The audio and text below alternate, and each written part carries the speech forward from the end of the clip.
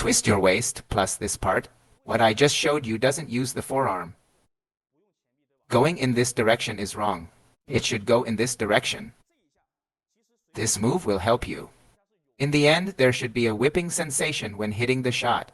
That's enough. That's the role of the forearm. After the whipping, the forearm can contract, and that's enough. If you do it like this, you can contract it. But does it have any explosive power? The correct movement is backward. It's like this, contracting from the back. This is the most typical move by bowl. Got it? Now think about it. What does it mean to move the forearm?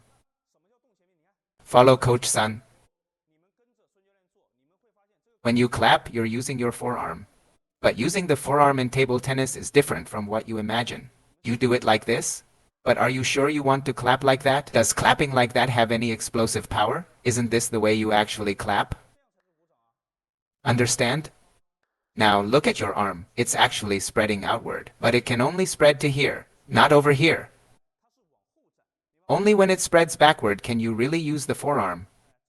Now this power, combined with twisting your waist, what kind of quality will it have? Let me show you.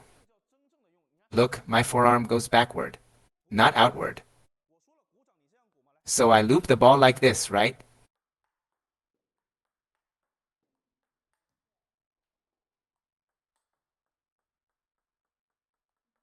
You all know Pavarotti from before? Now he's with the Liaoning team. When he first came, he did it like this. My forearm moves back, but the movement isn't big. Look at this power. Is this power enough? This power. This power. Twist your waist. Twist your waist.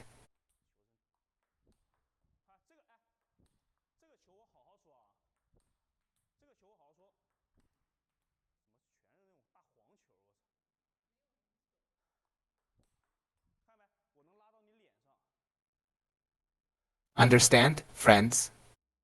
Watch in slow motion. Slow motion is like this. Spread your legs apart. See, you can't just twist your waist. As I said, the premise of twisting the waist is that the legs lead the waist. See? Follow me, okay? Legs lead the waist, not the waist leading the legs. Look, look. Does Ma Long loop the ball like this? Isn't that strange? It definitely goes from down to up. It's the legs driving the waist. The power store starts from the legs driving the waist.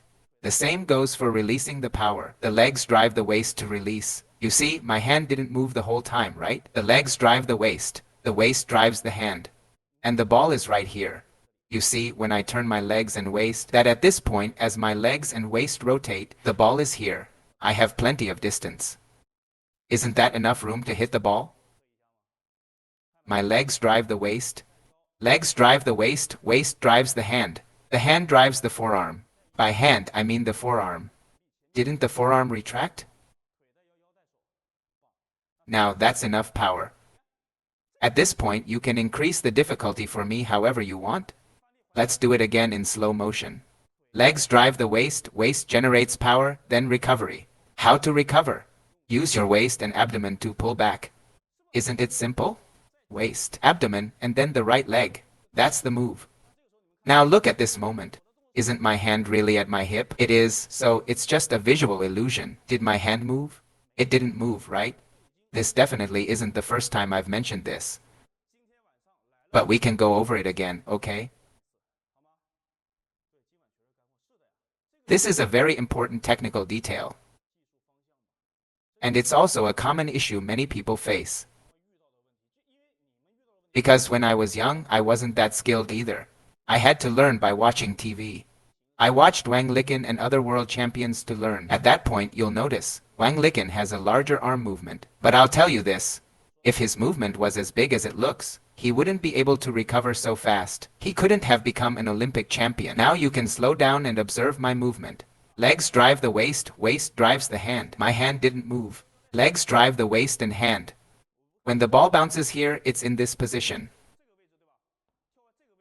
And my hand is above the ball, right?